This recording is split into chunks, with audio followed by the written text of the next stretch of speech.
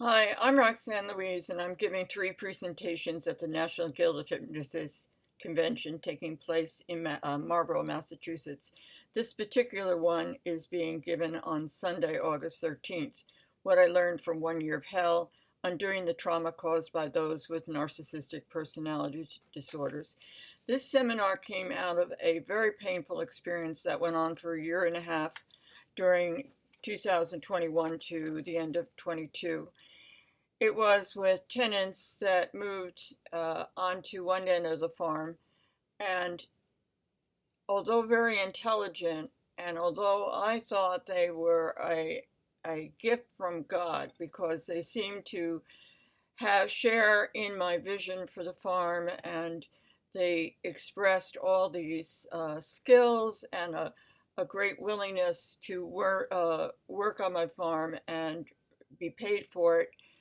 Nonetheless, it turned out to be a total sham.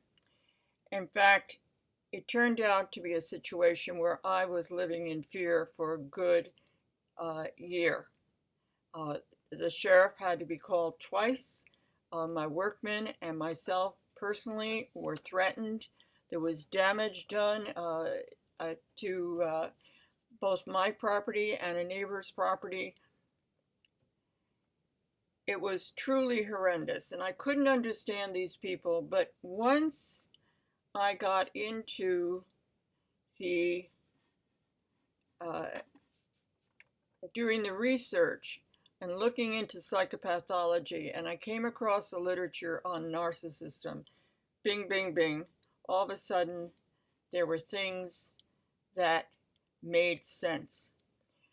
So I'm going to say that it wasn't a lost cause, because things that you learn from your experience is always beneficial. Hopefully you do learn from your experience. But things you learn the hard way from painful experiences, you never forget. In fact, you learn a lot more because you're really motivated to find the answer to get out of the pain. Now, ignorance is not bliss. And this situation might have been avoided if I knew better, if I knew about uh, narcissistic personality disorder or other types of psychopathology. What you don't know really can hurt you. And so also be careful what you wish for. I was looking for someone who would, as I mentioned, who would not only rent the cabin on my farm, but also be willing to help me in all the chores that needed, and that work would be paid for and go offset their rent. I was looking for creating a supportive, uh, not a commune, but because it's too small, but with people in my house as part of it and living elsewhere on the farm, that all together we could add and support one another in these unstable times. Now, I have learned that good people and empaths are frequently easy prey. They're taken advantage of by predators, con artists. Con artists hide their evil intentions, their agenda, and they're able to pull things off because they get you to trust them and to also question your own gut instincts. We call it, one of the tools that they use is called gaslighting. They tell you everything you want to hear, and they so make you doubt yourself of your own memory of events and conversations that you give them a lot more leeway than calling them out as a liar, which they are. So I found myself really beginning to think, because they were claiming that I didn't remember, that I was an old lady, that etc. But I was not crazy.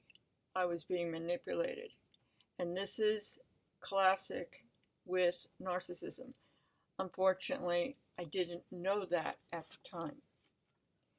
So rather than going on into all the events, basically, very quickly, they came in and tried to usurp my authority, violating flagrant disregard of the lease, threatening my workmen, threatening me. As I mentioned, we had to call the sheriff twice. What they were scrupulous about was paying the rent, because not paying the rent they knew would get them evicted.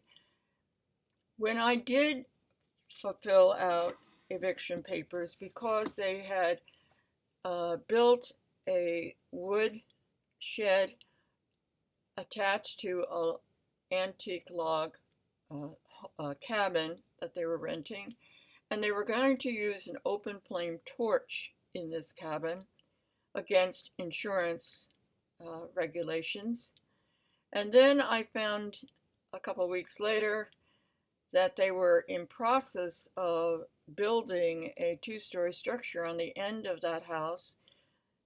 The man was going to cut through these antique logs to make an entrance from the loft bedroom onto this place, but then he denied it and said, oh no, he was going to go up and down with a ladder to the second floor, or climb in and out of the window onto this. Totally bullshit. And this was without my permission, no building permit, laying loose cinder blocks on loose gravel that would have shifted with the seasons, the freezing and thawing, and possibly with rainwater. Not attached to the house, totally unsafe. And if anyone had been hurt, I would have lost everything I owned. And so that is why I sent them an eviction notice, and to which they hired an attorney and counter-sued me for thousands of dollars. When the court did not give them the money that they were looking for, they talked to my lawyer and said, oh, we can be out in 2 weeks if you give us $20,000. And I didn't agree to that either. And then he threatened me more. And finally, because they didn't have the money to pay their last couple months of rent, finally I was able to get them out. So it was a very painful learning experience, but as I mentioned, it was a crash course in psychopathology. It was also a lesson on what not to do and what to do in future, such as getting a background search, because these people both turned out to have a police record. And there were many other things I learned. Now, in the process, I had to dig down deep within myself to find the strength to deal with this. I had to practice every stress management technique I ever taught a client. And I also had to have a network of support, both for prayers and to be a sanity check. So my workmen were able, who witnessed their behavior, were able to verify that no, I wasn't being crazy at all. My memory was correct in what happened, and that is important. So this seminar that I'm giving is going to be all the things I learned that hopefully can help you. This is where it's being given, and if you're interested in getting more information, you can look up ngh.net, which is the National Guild of Hypnotists, and there's right on their website, all the information about the convention is there, and also the lectures are recorded and available for sale.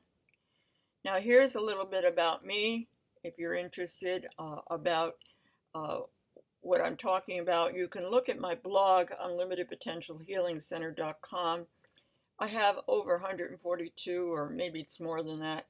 Maybe it's, I think actually maybe it's more like 172 articles that are on that blog. And there's a lot of information on my website as well, which is roxannelouise.com. So if you have any questions, my phone number is there on the screen, and you can give me a holler. If you're able to come to the conference, please stop by and say hello. Thank you.